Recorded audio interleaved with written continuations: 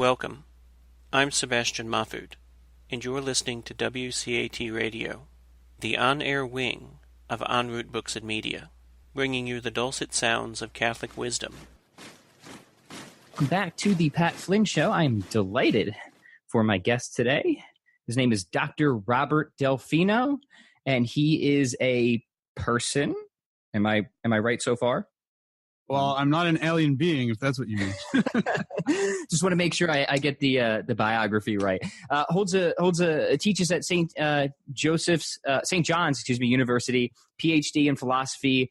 Your specialties are metaphysics, ethics, personal identity, really a whole bunch of stuff. And this is the first time that we've ever had a chance to have a conversation. So, one, I want to thank you for taking the time, and two, I would be interested in hearing a little bit more of your background, kind of how you got to be doing all the things that you're doing today, and then we can maybe start to dive into some arguments for the existence of God or something. We'll see how it goes. Sounds good, Pat. Thanks for inviting me. I really appreciate it. To give you a quick, short little background, I kind of realized in undergraduate college that I wanted to be a philosophy professor. In high school, they don't really have philosophy. There are a few exceptions, but most high schools don't have it. And I always felt like I couldn't find exactly what I wanted to study, right? I had all these deep questions about life and meaning, and is there a God and an afterlife and a soul and all this. But the natural sciences don't really get to that. So when I found philosophy in undergraduate college, I was like, wow, this is it. Mm-hmm. And then I was always interested in the topic of God, but around the time that the new atheists like Richard Dawkins and others, Sam Harris and others, started going crazy, that really kind of to say the least. Yeah, they kind of got me into a mode where I'm like, I may want to address some of this stuff, and I did. And then eventually Matt contacted me with this book idea. He already had a draft of it, and he wanted me to jump on board, and so we kind of co-wrote it together, about 50-50 each. And then the rest is history. Yeah. So the book, by the way, and we'll be sure that we spend a good amount of time talking about it at the end, because it's something that everybody who has even a passing interest in any of the subjects that we're going to talk about should pick up. It's called "Does God Exist? A Socratic Dialogue on the Five Ways of Thomas Aquinas." And we're going to talk about the five ways and probably even dive deep into just a few of them. But let's make no assumptions if we can. Somebody right now somewhere is probably saying, okay, who the heck is Thomas Aquinas, and what are the five ways? Let's just start at the very basic foundation. All right. Well, the hip New York way of putting it is that Thomas Aquinas was this really cool 13th century Dominican priest guy. But he was obviously a profound thinker in the Middle Ages, a theologian and later a saint, now a doctor of the church. But the big thing was, the universities actually were created in the Middle Ages. And the idea was that you try your best to understand the world as much as possible so that you can understand God as much as possible, so that you can have a great civilization, great life, be in harmony with God and all of that. And Thomas was one of the greatest university professors. Mm-hmm. It really was. And what was great about him is that he was able to synthesize the great insights from all the philosophers who came before him, whether they were Greek or Islamic or Jewish or what have you. He read them all. Very cosmopolitan kind of guy in that way. And he wherever they were right, he gave them due credit, and he tried to incorporate their ideas. And wherever they were a little off, he tried to fix the argument and add his own little contributions and insights. And he truly was a genius. I mean, probably one of the greatest thinkers in the Middle Ages. And he's probably most well known for his 5 ways of proving God, even though they're based on earlier thinkers. So let me just throw this out there, because we were talking a little bit beforehand. My entry into philosophy also started at a fairly young age, but I came in through the existentialists, right? And they, as one might expect, sort of pulled me away from faith. And for many years, I would have called myself an atheist. So when it came to people like Aquinas, my immediate assumption was, well, this dude is just super old. There's no way that he has anything relevant to say now. And I did myself a serious disservice by ignoring not just Aquinas, but many of the classic thinkers. however far back you want to go, this sort of chronological condescension that I had. So what would be the first or many things that you would say in response to somebody who holds to such a chronological condescension? Oh, they're old. Obviously, everything they said is outdated or refuted by now, so why bother? Well, I suppose I have two responses to that.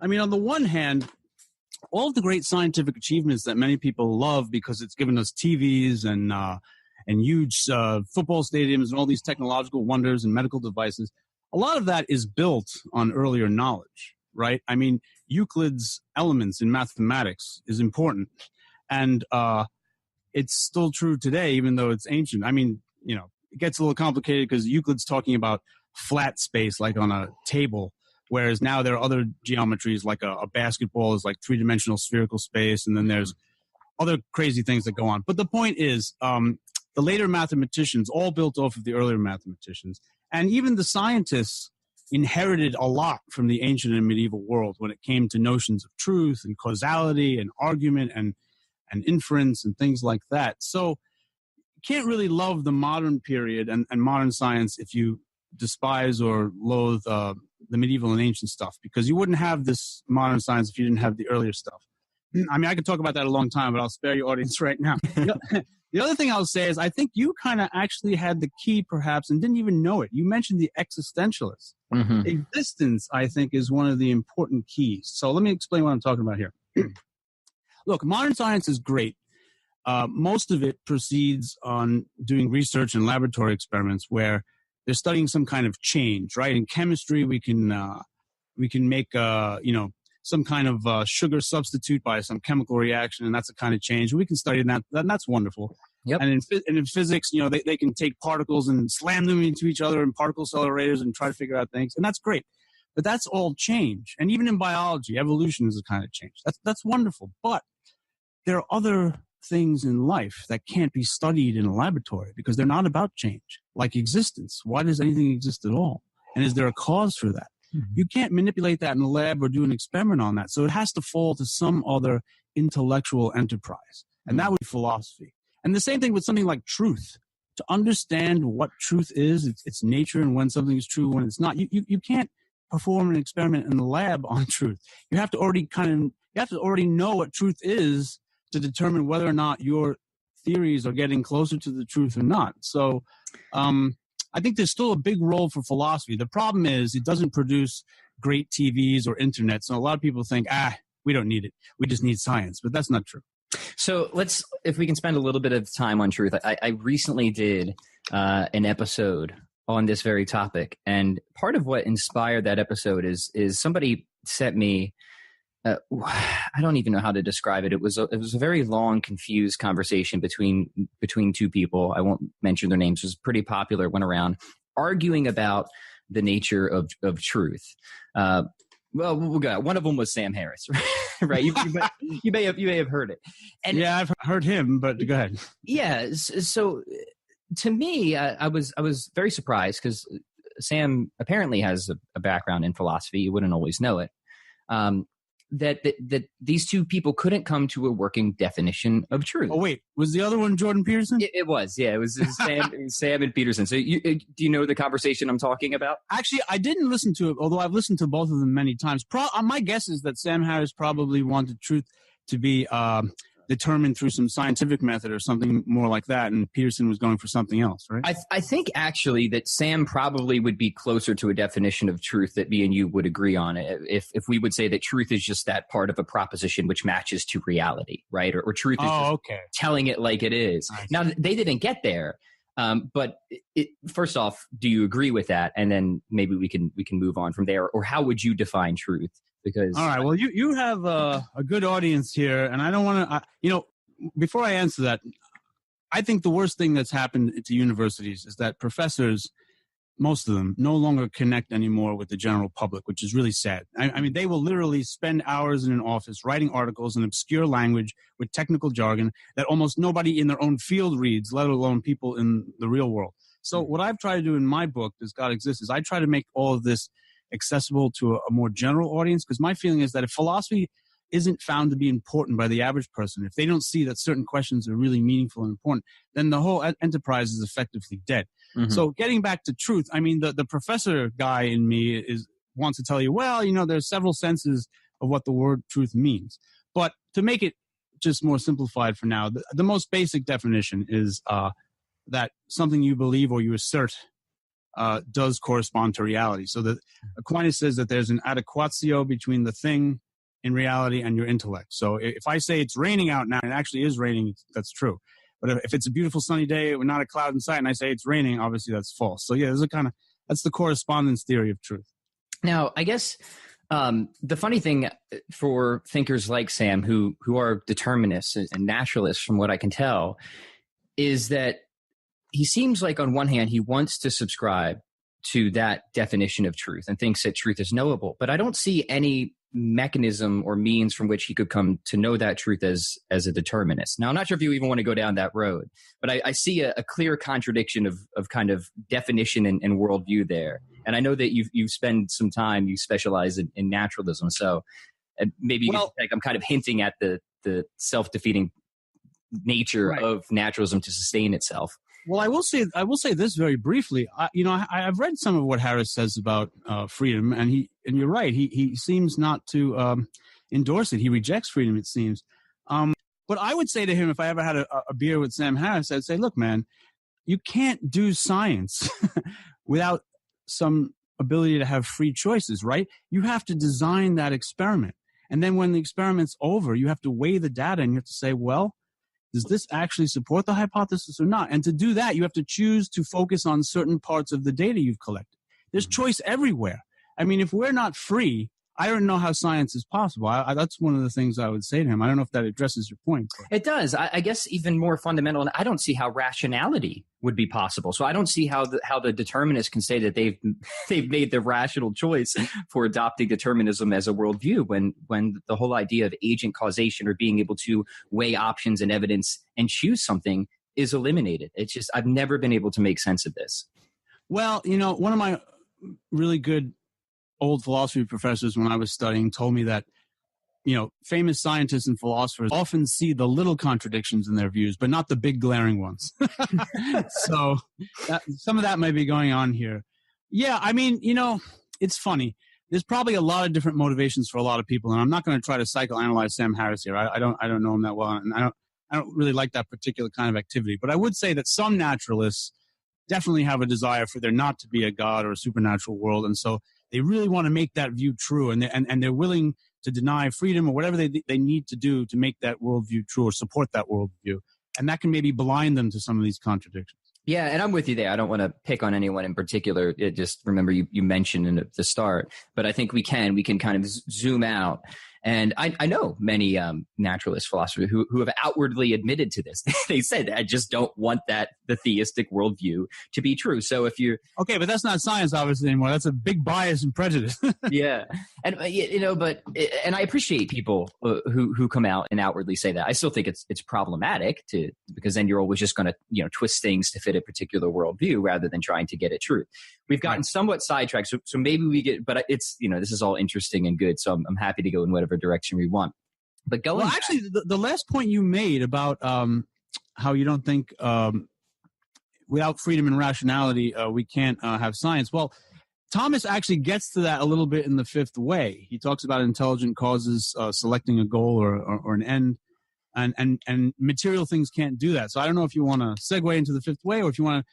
I have a few questions for you. I don't know if you want me to. Yeah, please do. Well, I'm interested in your favorite scene in the book. Was there one moment where either you chuckled or you enjoyed it, or that was like, aha? Well, I mean, the great thing about the book is that, as you said, it is super accessible and it's entertaining. You have characters. It's a literal dialogue that takes place in a coffee shop between a theist and an atheist. Having I would say one of my favorite things about the book is it kind of exemplifies of how civil discourse should be conducted. And I think that this is something that has just been entirely lost.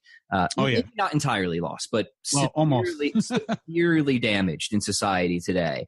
And I think that if nothing else, the book shows that, hey, you can have diametrically opposed worldviews. You can sit down in a coffee shop. You can discuss these things. You can present arguments. You can hash it out. And you might not even convince the other person, but you can at least engage civilly. So I would just offer that as an initial response. As for my go ahead. No, as for my favorites of the 5 ways, I will, and I know I mentioned this before, I will always have, and I just wrote about this on my blog, actually. I developed in my iteration, the argument from change. And part of the reason I really like this was one of the initial arguments, the argument from change and the argument from contingency, where the 2 arguments, when I first discovered them, started to crack my atheism a little bit. It started to open me up where I realized, maybe there is actually good evidence and arguments for the existence of God. It didn't convert me right away, but it got me curious, and it opened me up in a way that I wasn't opened up previously. And how that started is kind of funny, because I dismissed the old philosophers, but I was very interested in Aristotle because of rhetoric, and being in business, I'm always interested in sales and persuasion. So I went back to Aristotle for rhetoric, right? Yeah. And I started studying that, but then I fell in love with the guy, because I'm like, this man is a genius. And then, he is a genius, yeah. So then I studied everything Aristotle, which brought me to his unmoved mover argument, which was the argument from change. And there's no way that you can go deep into Aristotle and not hear about Aquinas, right? And so that's how that transition occurred. So that's my long answer to what was a short question of my history. So I'll always be partial to the argument. Well, let me ask you one last question, and then I'm going to shut up and let you take the show in your direction. So obviously you like the first way. Was there another way that the book maybe helped give a better appreciation of it to you or something? Yeah, I think all of them, first off. The presentation is very clear and very modern, which is helpful. And when I talk about Aquinas, I often encourage people not to go straight for the Summa, because one, it's just a summary. It's not an extraordinary development of any of the arguments. It's just meant to be a short kind of here's what you need to get started, right? But it's also, it was written in a certain language that was in the context of a certain time period. So I really like people to start with more contemporary work, like yours or somebody else like Ed Fazer, perhaps, that can put it in more modern terms, more contemporary forms, and then maybe go back and study Aquinas. So I would say the fourth way definitely gave me a new help and appreciation for that. But I'm glad you said that. I worked so hard. The fourth way was always baffling to me, but I worked really hard in that chapter. I'm glad you liked it. Yeah, so maybe we can get into that a little bit too, and we can go for breadth or depth or just kind of pick and choose a couple of these. But you brought up the fifth way initially. We've already said that the 5 ways were kind of Aquinas giving demonstrations for the existence of God, logical demonstrations. So yeah, all right, where do you want to start with this? Let's start with the fifth way, and I'll tell you why. I think in some ways, since it's probably most related to modern science, I think it'll be a good way in. Let me just put a little aside here, though. The fifth way has been torturous for me. It's actually not so bad, I think, in the way Matt and I explain it in the book, but it is the shortest one written, and it's so hard to figure out what's going on there. My joke with my friends was that it's like trying to figure out who killed JFK or something like that, these crazy things. Mm-hmm. But here's what's really cool about it. I think a lot of people would be able to appreciate it when it's given in a certain way. So let me give you a short little version of it. How about that? Yeah, please, yeah. Okay. So one of the things that Thomas Aquinas noticed, I think everybody kind of notices this, if you look to nature, and I mean the world of trees and rivers and birds and all that, ants and honeybees and all that stuff, there is a kind of remarkable order to it all. Mm-hmm. Ants, who, as far as we know, are not intelligent, certainly not like humans, do amazing things, and their anthills generally do pretty well. And it's like, how can they do this? How do they know how to do all these things when they're not intelligent? Now, the tricky part comes with, now of course we know about evolution, and certainly natural selection and random variation definitely exerts an influence on animal behavior, without a doubt. Mm-hmm. What was interesting to me in researching the fifth way was that you really can't escape it. In fact, evolution doesn't destroy the fifth way. In it probably actually strengthens it. And here's why. If you accept, the amazing reality of evolution, which of course I do, as long as it's understood properly, right? The universe has to have a certain nature for evolution to be possible, right? If electrons were not attracted to protons, the atoms on the periodic table of elements wouldn't form. Mm-hmm. And if they don't form, you're not going to get carbon-based life forms like you and I. It's just not going to happen, right? So, and if gravity varied every 5 seconds in extreme ways, you're not going to get life in this universe, and so forth. So underneath evolution, the universe has to have a certain orderly structure for evolution to be possible. And that's where the fifth way comes in, right? Thomas notices that non-intelligent things, like an electron, have a natural inclination to be attracted to protons and form atoms, which allows life to be possible.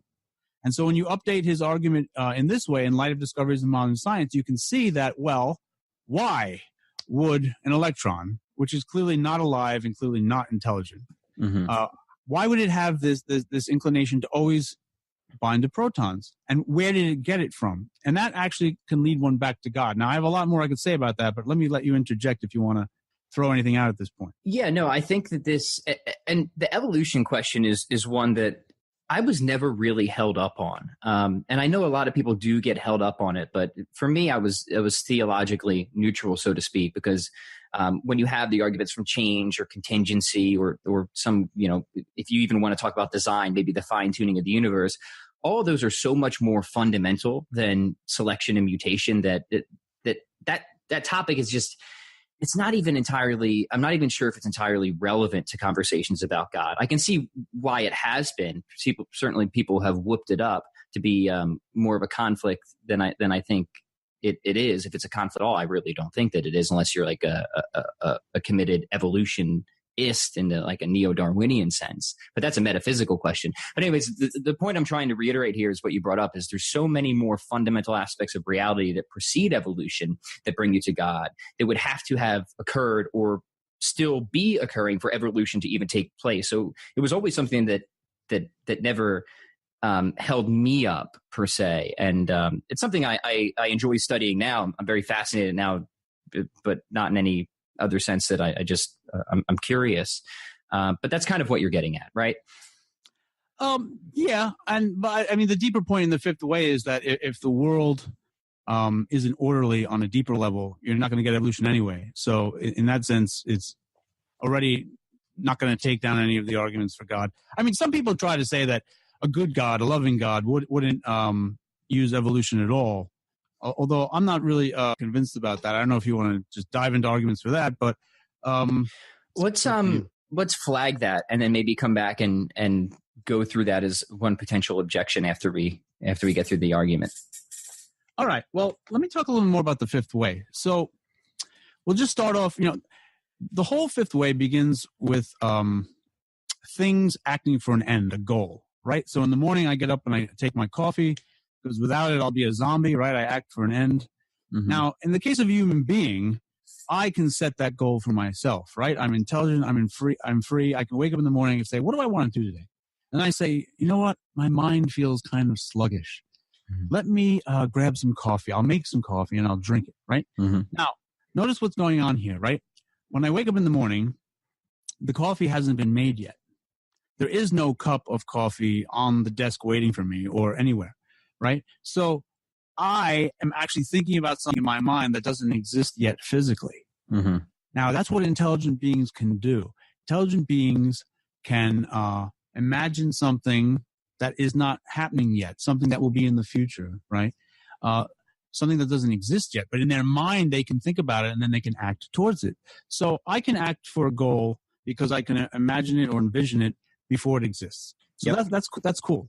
But the electron can't do that. See, now the electron, by its nature, has this inclination where it's always attracted to protons. It doesn't just do it once in a while. Because if it did it once in a while, we could say, okay, that's chance. But no, it does it regularly. So chance is out. And we can't talk about biological evolution because electrons don't evolve. And actually, they're necessary for evolution to be possible. So evolution is out. Mm-hmm. And you can't appeal to the material aspect of the electron because, like I just said, in order to choose a goal or to go towards a goal, you have to have some knowledge of the goal, which requires that you can conceive of it before it exists. And the electron, obviously, as a piece of matter or whatever you want to call it, energy, it's not intelligent, so it can't decide or choose a goal for itself. Mm-hmm. So we've ruled out the material aspect of the electron, chance. We've ruled out biological evolution. And it can't be that human beings or space aliens impose things on electrons, because space aliens, insofar as they're physical, and human beings, insofar as they're physical, are made up of electrons. So they were prior to us. So the only way to explain why the electron has a natural inclination to join to protons, which is good because you wouldn't have life in the universe if that weren't true, is that some intelligent being must have placed within it a natural inclination, given it its very essence or nature. Now, human beings can't do that part. That's why you need God in this case. Like, for example, pieces of metal will not tell time, but a human engineer can force pieces of metal. You make them into springs, into gears, and then you could force a piece of metal to act in a way, ticking along with an hour hand and a second hand.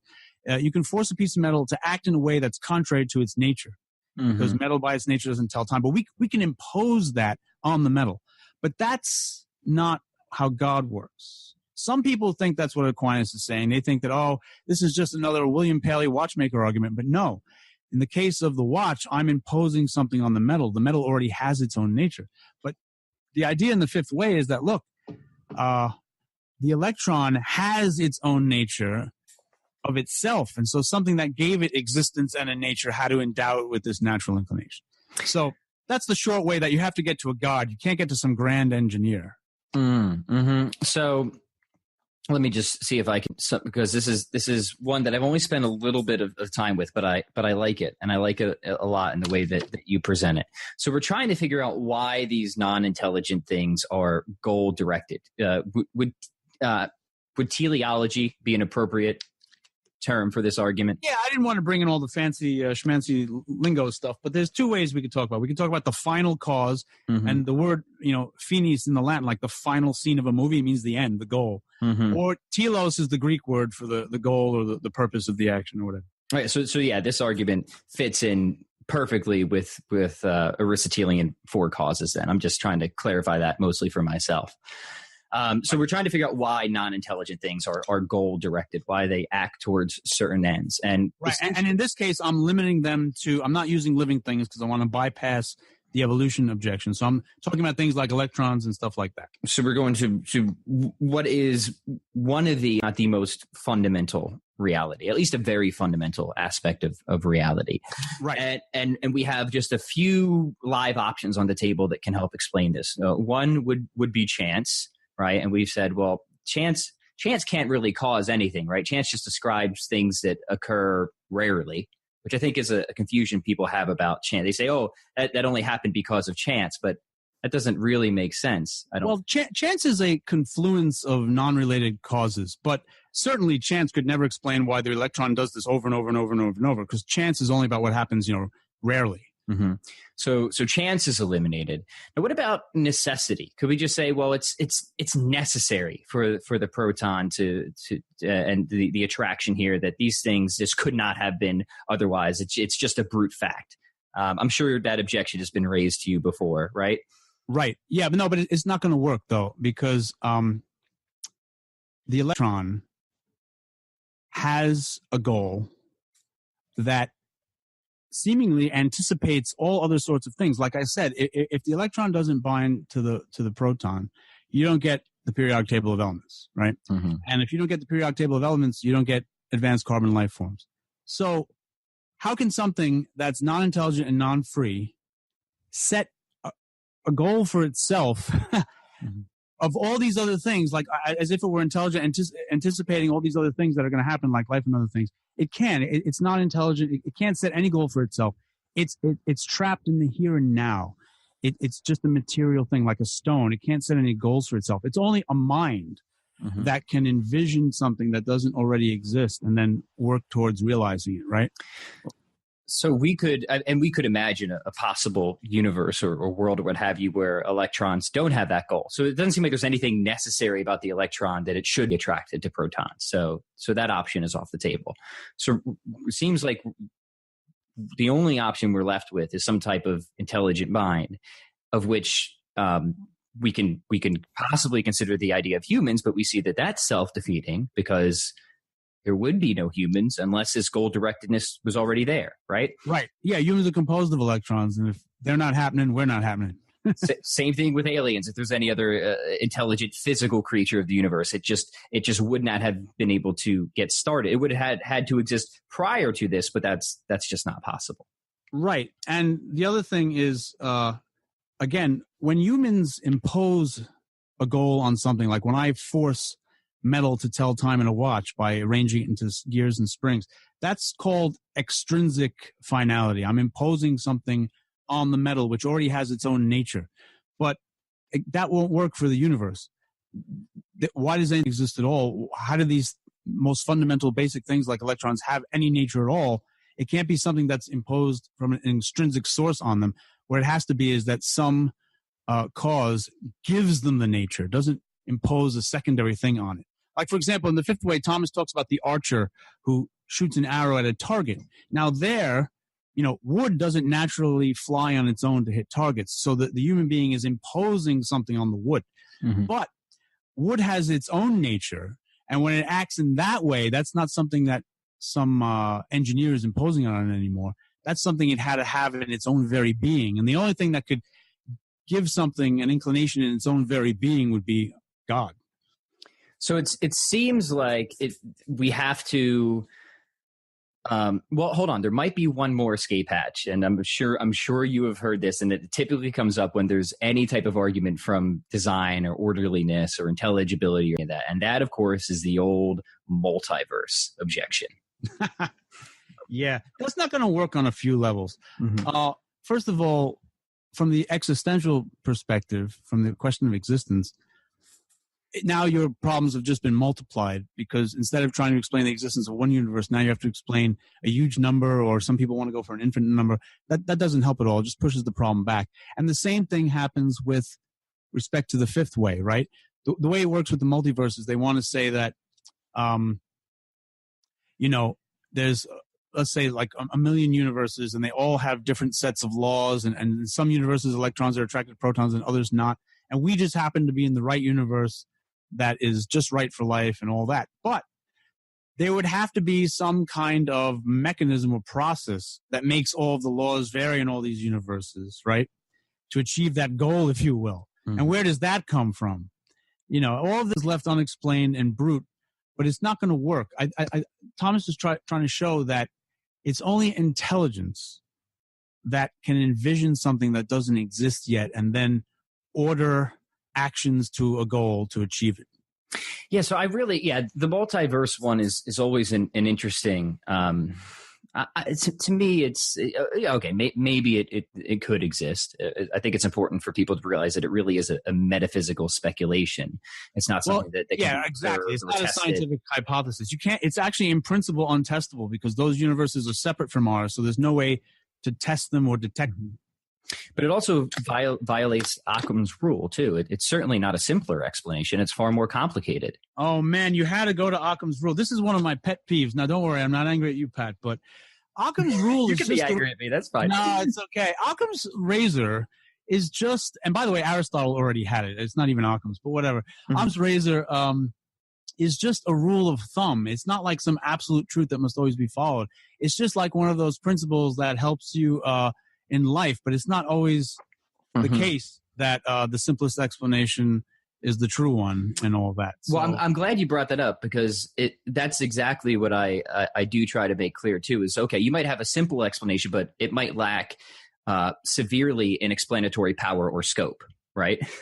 Right. So there's a lot of other things. But in this case, certainly we have an explanation, which would be God, that would have more than adequate explanatory power and scope, and that would also be simpler than something like the multiverse, right? Yeah, well, what I don't like about that move is that I'm not exactly sure what you meant, but I hope you're not thinking about it like God has more explanatory power in like physics or something like that, or like modern physics. I would say that no, we have to be careful about which discipline we're talking about. The topic of God, strictly speaking, is treated in philosophy. I disagree with Richard Dawkins. Dawkins thinks that God is like a scientific hypothesis like any other, and I think that's completely misguided. If God exists, God's a kind of being that's non-physical, that exists outside of space and time. There's no way for science to directly study God or arrive at God. So it's a metaphysical question. This is why it goes back to what we said earlier. Philosophy is really important. You can try to escape it all you want, but the deepest questions can't be answered by physics and biology and chemistry. We need more than the modern sciences. Yeah, this is a really good and I think important distinction, because I think a lot of people do fall into that trap where they're waiting for the quote unquote evidence of God, right? To see him through a telescope or microscope, which is just a basic category mistake. It's a fundamental error of who God is. I'm glad you mentioned that. Now, I have to say this. I think you're going to like this though. There is a middle way though. So, for example, I was once recently asked, why isn't there any evidence of like the non-physical or the spiritual or ghosts or the paranormal and all this kind of stuff? Now, here's the tricky part. Whereas I truly believe that God is something that has to be studied in metaphysics, not biology, chemistry, or physics, I do think, and now this is where it gets controversial. Some of your audience might be going crazy with what I'm about to say. It might be too woo-woo, but there's actually been a lot of paranormal research. And believe it or not, I know some people are like, oh, this is it. This is crazy. Wait. In 2017, the American Psychological Association, the APA, right, the highest psychological association, who's big on peer review, published a book called Transcendent Mind, Rethinking the Science of Consciousness. And it went through rigorous peer review, and it's considered one of the first post-materialism books in psychology. Really? Yes. Imants Barousis and Julia Mossbridge go through many, many, many years of evidence and experiments, and they try to play devil's advocate and be as critical as possible. And they basically affirm that there is decent evidence for there being truth to the assertions that there's something more to our consciousness than the body. You know, there are people who completely lose consciousness but yet physical consciousness, and yet they're able to see their bodies, you know, out of body experience, other things. There's mediumship. There's all these things, and they handle it in this book. You'd have to read this book to see it. So what's the name of it one more time? Well, it's called Transcendent Mind. Let me put in notes, that way I can put it in the show notes as well. Yeah, Rethinking the Science of Consciousness, and it was heavily peer reviewed. So I really think some of your readers may want to check that out, because I do think that slowly science is coming to the realization that the support for materialism is just not there anymore. There seems to be now some emerging evidence that there's more to this universe than just material stuff, and mind and consciousness. This was already brewing with quantum mechanics for a while, but you have to read this book. Now, it's not just this book. Just recently, my friend, like a few days ago, who's a psychologist, sent me an article from the American Psychologist. It's called The Experimental Evidence for Parapsychological Phenomena, a Review, by Etzel Cardania. I'm sorry, I watched his name. Cardania. It's let me just spell this out for you. It's Etzel is the first name, and then Cardena, and there's a tilde on the end.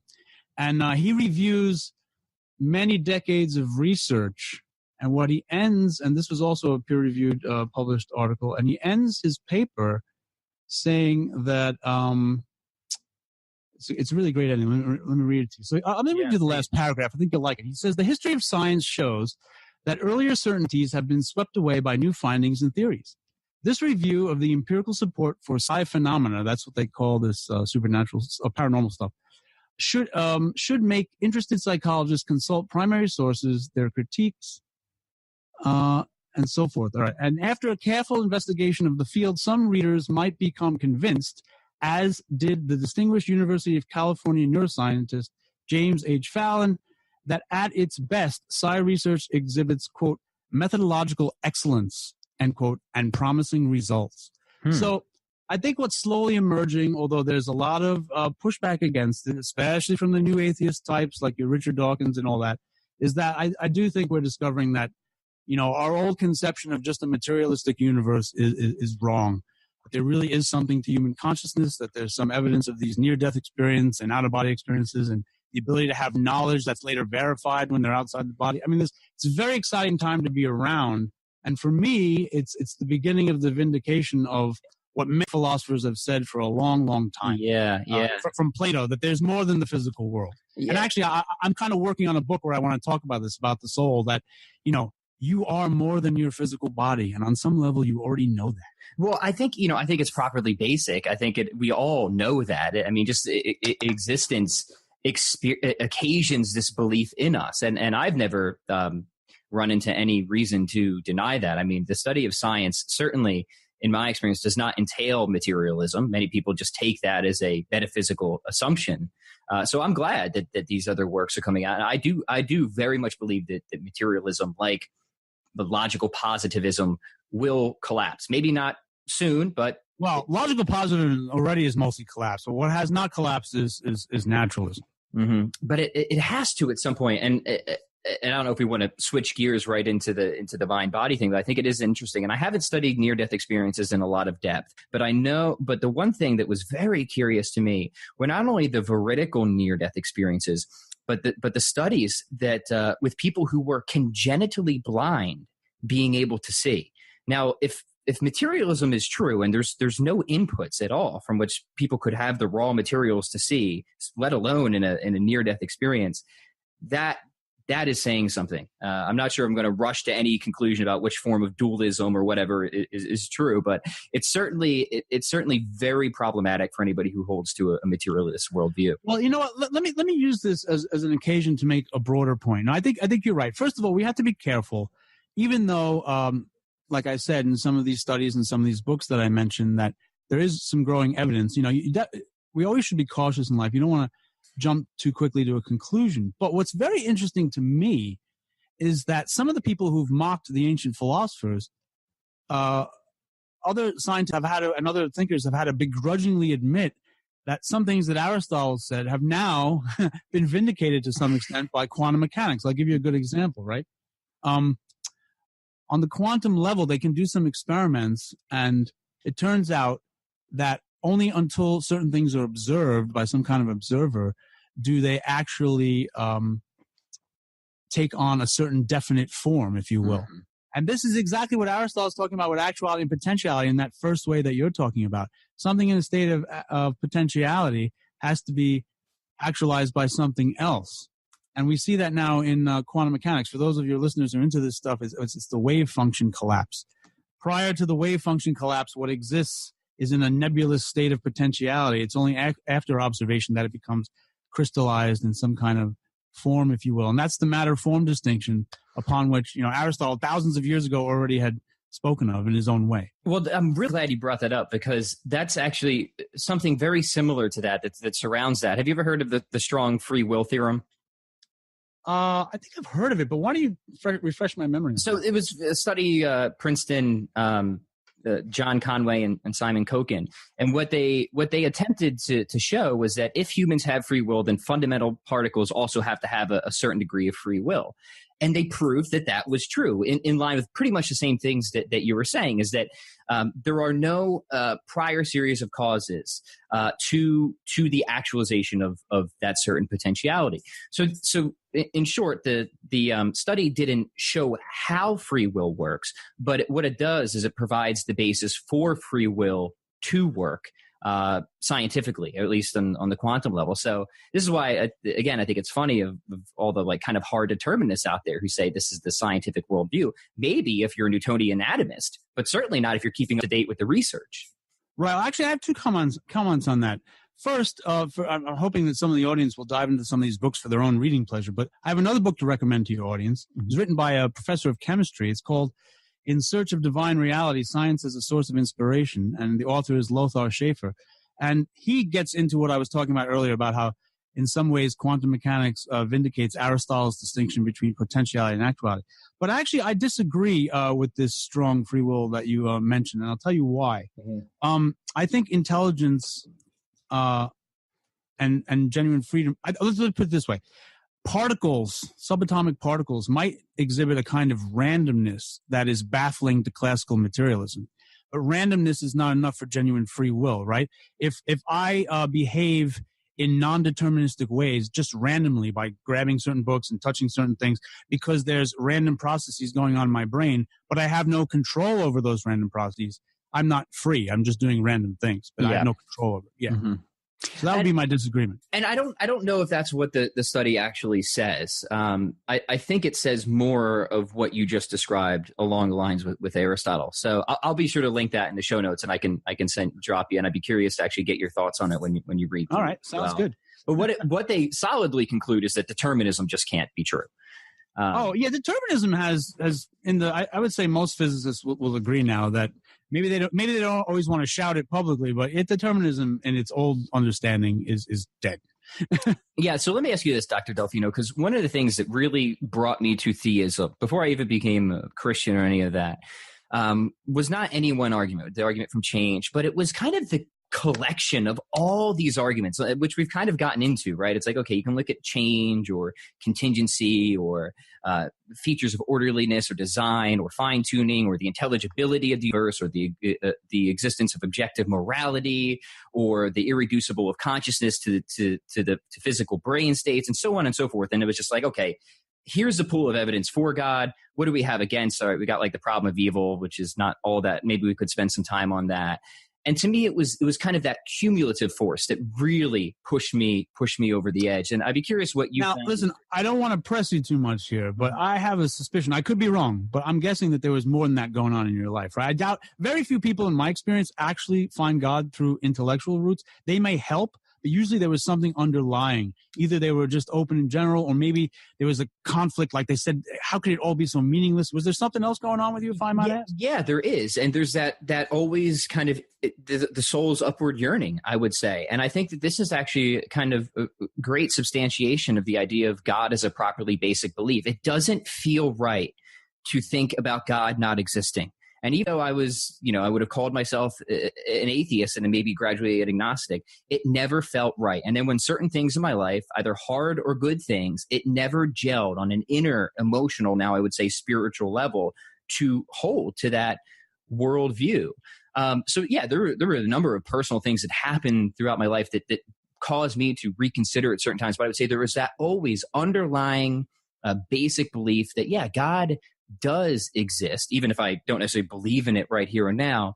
And that was always pushing, no matter what. Thanks so much for sharing that, Pat. Let me just make a few comments about that. First of all, in my own case, I remember being around 9 years old and wondering whether or not robots could actually fully mimic us. Like in other words, perhaps, my thinking is just really just the electrical stuff in the brain or something like that. And I have to tell you, even though I was very young, I wasn't thinking about this in sophisticated ways, but there was a sense where I felt like, no, I just don't think so.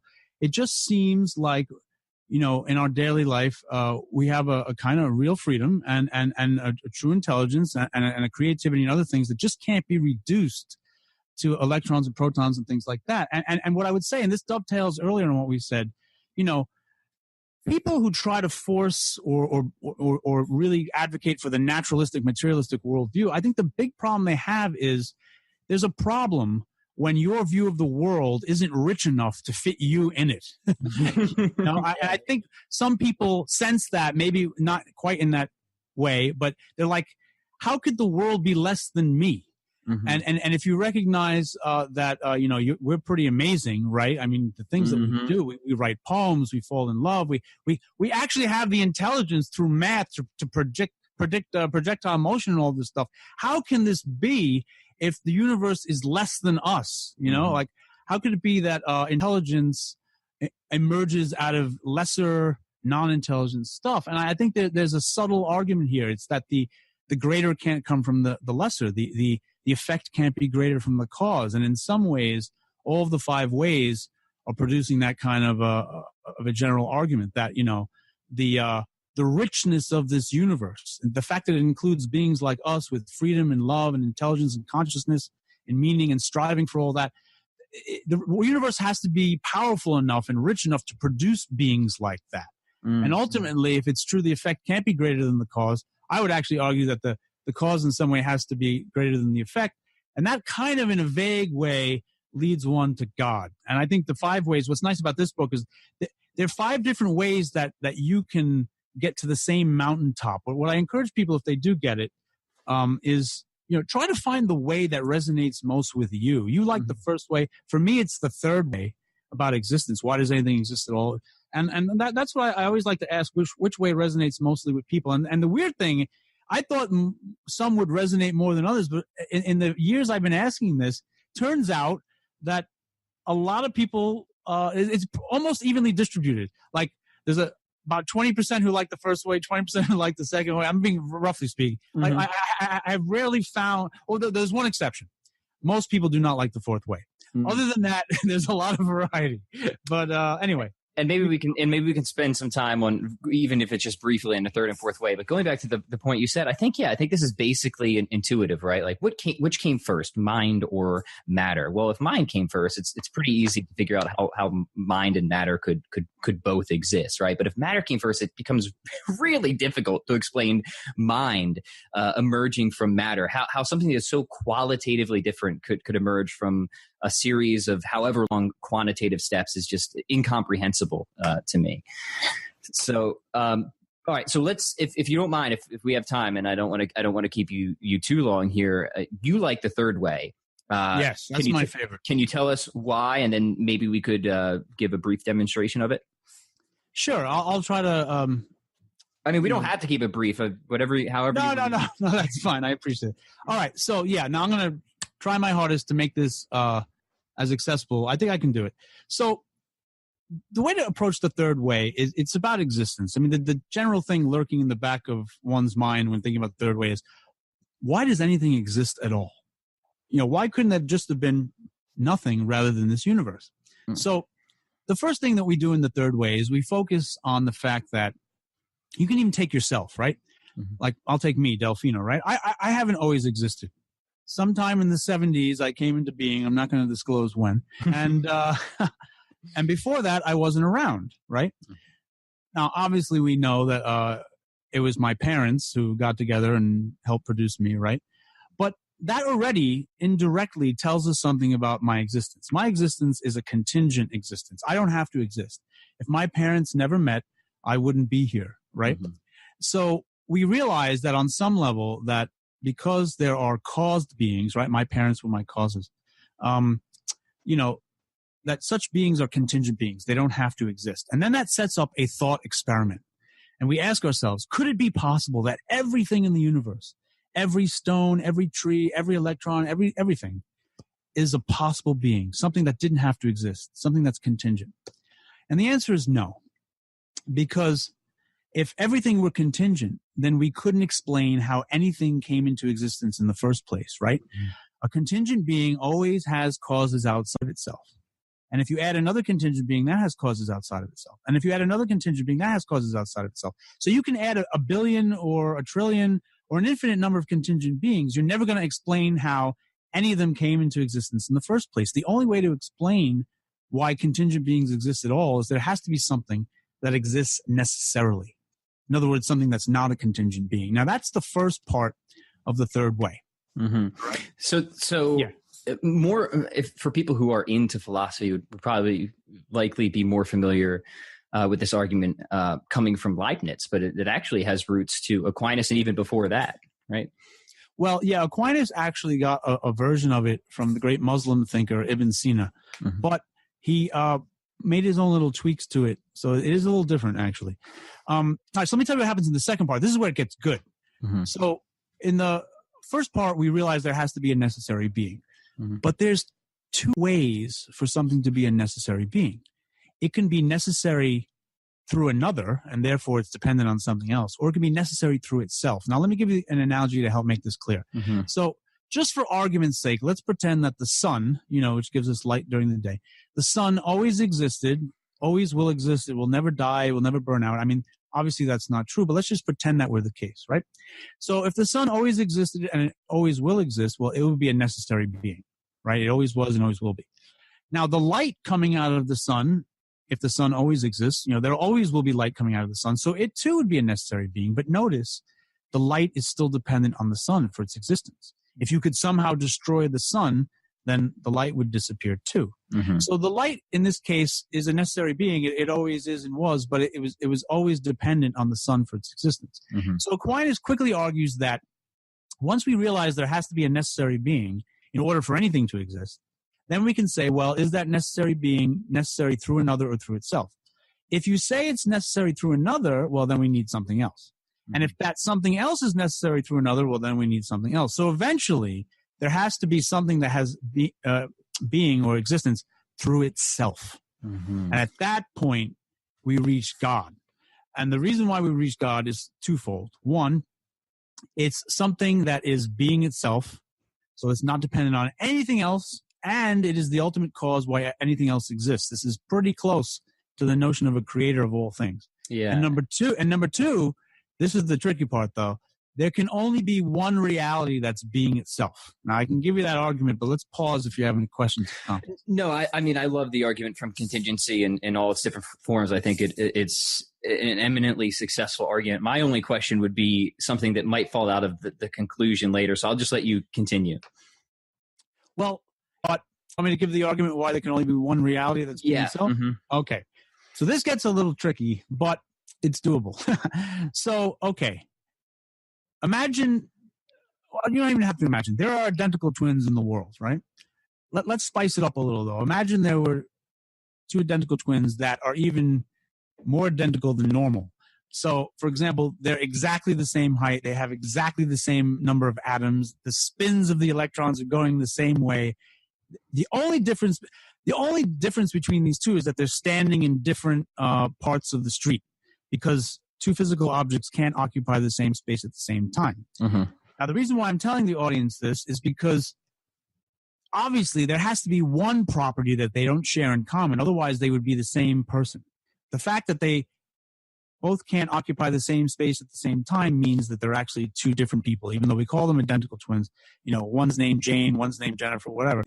In order for them to be two and not one and the same person, they have to at least have one property that they don't share. Because if they share everything in common, then they're the same thing, right? If you call me Professor Delfino or the husband of Maria Elena, you're talking about the same exact guy. There's no difference there. All right. So if God is being itself, right, the point of the third way is we arrive at something that's necessary through itself. And it turns out that has to be being itself, which I'm not going to get into that argument. But the reason why there can only be one reality that's being itself is because in order for there to be two realities that are being itself, one must have some property that the other doesn't have. Now, if one of them had some matter, okay, but then it's not being itself anymore. It's being plus matter. And if one of them had a spiritual soul, well, then it's not being itself anymore. It would be a soul plus matter, or it would be kind of like a ghost.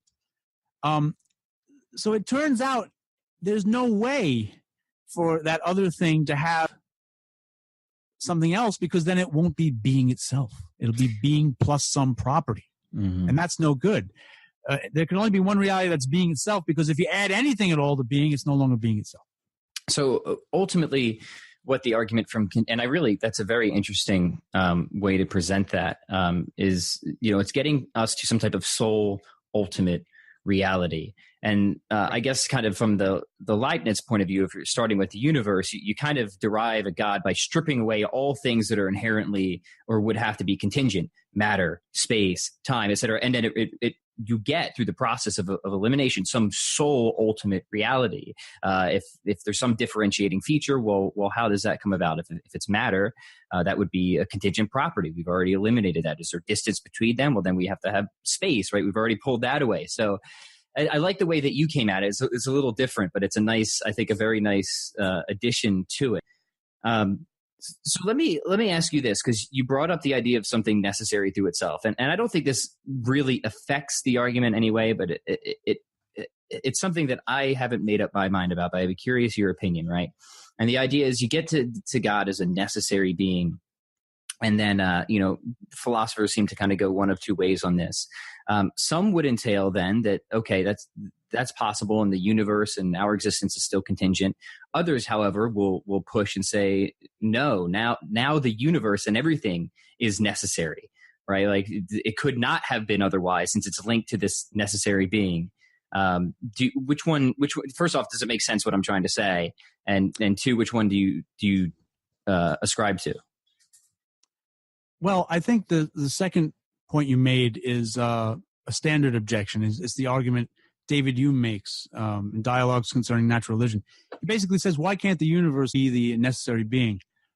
But the reason for that is actually pretty easy to see. I mean, first of all, what are we talking about when we're talking about the universe? We're talking about a conglomeration of trillions of little substances and things like that. Well, anytime you have a composite being composed of other beings, right, it obviously requires a cause, right? Mm-hmm. So it can't be necessary through itself. See, the whole idea is that a necessary through itself being means it doesn't rely on anything else for its existence. Therefore, it's uncaused. But a composite being like the universe is obviously caused because, if I put together pieces to make a car, well, obviously different pieces only get assembled through a cause. So I totally agree with that. I don't think the universe is necessary through itself. What I'm trying to get at is it necessary that God made the universe? Oh, no, not at all. Oh, that's what you're getting at? Oh, yeah. So, is it necessary, I guess, through, in a way, not obviously by itself, but is there a possible world where God would not have created the state of affairs that we are currently in, is the question, right? So kind of forcing that to just eat the modal collapse. Okay, so actually I talk about this a little bit in the afterword of the book. I don't want to spoil too much, but let me put it this way. God doesn't have to create anything. The whole point of being necessary through himself means he's completely self-sufficient. He doesn't require anything for his perfection or his happiness. He doesn't need to create the world. So the question is, why did he create the world at all? Well, I know it's going to sound corny to some people, but it's actually love. God wanted to share the beauty of living an existence with others, and they can't have a taste of the beauty and awesomeness of existence if they don't exist. So he had to give them being, right? That's the whole point. They're contingent beings. They need a cause to get being. He doesn't. But so he doesn't have to bring them into being, but he does bring them into being. And he actually, in our case, he invites us to share his awesome life with him. And he doesn't do it in a way that he forces us to share his life with him. In fact, I think the reason why he created, this is my personal view, created the material world is so that he gives us our own little space to do what we want. We can ignore him, or we can seek him. It's up to us. He respects that freedom. Mm-hmm.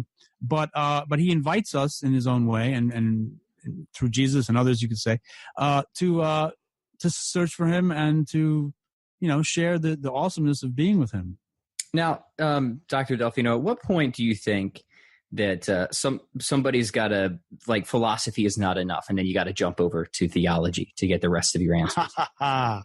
So give me for instance, let me see what you're getting at here. Well, I think kind of the thing that just brought it to my mind was that question. I think there has to be kind of, if you want a really satisfying answer to why did God do all this or whatever, I think you kind of have to make that jump at some point, right?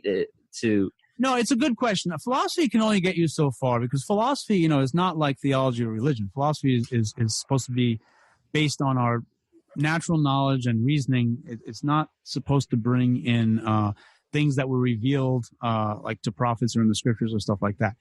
But, probably, I don't know really where to go. I mean, there are limits to what, for example, Aquinas believes that we would never know that there is a Trinity if God didn't tell us, because that's something that's too difficult for reason to discover. Mm-hmm. And here is where it gets interesting. I do think that. Well, let me say this is a more general point. Philosophy is largely a conceptual kind of enterprise. It's arguments, it's concepts, it's judgments. But, that's not how we love God. For me, in my life, it's not just about an academic affair. You're right, we need more than just philosophy. What we actually need is to pray and to reach out to God and to try to love him. And once a person has a taste of that, like I've had some experiences where I truly felt like I was feeling God's presence, that is so much far sweeter. That's the mystical life. That's actually, I think Oscar Wilde said there's two ways you could love someone. You could love them rationally, or you could actually love them. The joke there is that when you love them rationally, you're not really loving them. And we're meant to actually have a relationship with God. It's not just supposed to be syllogisms and arguments and if X, then Y. That's not it. So I always see philosophy as something that can help us understand God a little more, and that can help us love him a little more, but we still have to love him. Philosophy doesn't replace having a relationship with God. Just like I have a relationship with my wife, and it should be based on love. It shouldn't be based on like contractual concepts. Well, I made a duty to her and a vow to her, and I have to expel these duties, and so that's contractual, and that's binding, and that makes rational sense. No, hug her, love her, kiss her, help her, do things. And so philosophy is just like the way to allow people to understand more of this.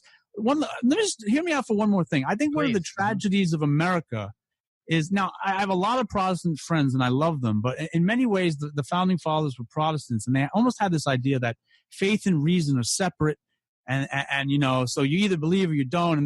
But no, the Catholic view is that if you pursue philosophy and you study this stuff, in a powerful way, you actually can come to know certain things through reason about what you believe. So it's not all faith, it's not all blind faith, it's nothing like that.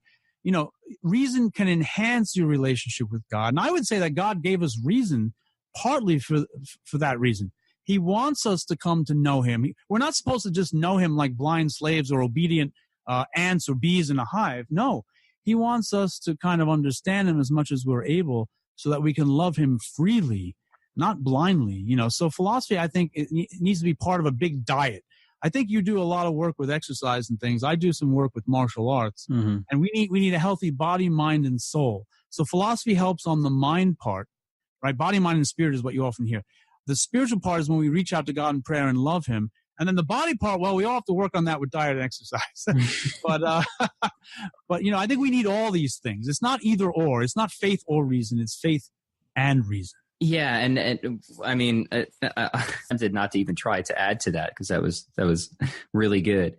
But if I might just sprinkle a little on top, I wasn't always Christian. I wasn't always Catholic, but it was this both and, not either or, that really drew me to Christianity and eventually Catholicism. So I am glad that you decided to bring that up. But then also fundamentally, Christianity is a religion of and within the body. Like, bodies are not bad things. Like, we have bodies for a reason. We're meant to enjoy them and to cause them to flourish and all these things. So everything you said about this dynamic interplay, and it does have to be a dynamic interplay. Sometimes people can go too far, I think, in any one direction, too far on the mind, maybe not too far into spiritual. I think if you're gonna go too far in anything, the spiritual is probably safe, right? But there's a point. No, actually, let me disagree. Now, I don't disagree in a hard way, but for example, I sort of thought like you did for a long time. I'm going to be 46 soon, so now people can figure out my birth date in the 70s. But the point is, I neglected my body for decades while I was studying philosophy and praying. I was doing the mind and the spiritual stuff, if you will. But no, I think we need them all. Now, you're right. The body is only our temporary home, so we shouldn't go psycho about it. It's not the most important thing in life. The mind is more important, but they're both important. We need balance in our lives. Yeah, and I was just about to disagree with myself on that, because if you're in such physical pain that you can't focus and meditate and pray, that's going to have a negative effect on your spiritual practice. So, this interplay, this dynamic is incredibly important. So I'm glad you brought that up. Dr. Delfino, if you don't mind, before we go, tell us about your book. Who is this book for? Why should people pick it up? And where's the best place to get it? Okay, so it's on Amazon. It's pretty inexpensive. It's $14.95. You can get the Kindle for $9.99. It's called "Does God Exist? Socratic Dialogue on the 5 Ways of Thomas Aquinas." Why I think your audience will like it is that Matt and I, it's written by Matt Fradd and I, it's actually like a play. There's two characters. They're in a coffee shop. So it's not written in prose paragraphs. It's like a play, and it's meant to be fun. We meant it to be accessible to everybody. And high school and up or something like that. And I'm very proud to say that I've given it to a lot of people, cousins of mine, friends of mine, people of all age groups. And it seems that, it's striking a chord with a lot of people. And I think it'll definitely, you'll enjoy it. It's fun, and it'll make you probably think of a few things that you've never thought of before. And in that sense, it's good food for the mind and the soul. So I'm going to link it in the show notes just so everybody has easy access. I can't recommend it enough. It's an excellent demonstration of arguments like the 5 ways for the existence of God that keeps it accessible, yet it doesn't dilute anything. It is it is quite rigorous, I have to say. Well, the second half of the book, the first part of the book is about 100 pages. It's just a dialogue, almost like you're watching a movie or a play. Mm-hmm. But the second half, there's like extra materials if you want to dive deeper. And if you read the extra materials and the footnotes, the endnotes, with the sources and some of the quotes, you can dive as deep as you want into this stuff. And then it actually, if you read the whole thing, gives you like an intermediary understanding, almost like a good college level, almost semi-graduate level understanding of the topic. That's great. So going to encourage everyone to pick that up. And Dr. Delfino, I hope we can have this chat again sometime. Thanks so much. All right. This was great. We hope you enjoyed the program and will join us back for another show on WCAT Radio. This is Sebastian Mahfood. Good day.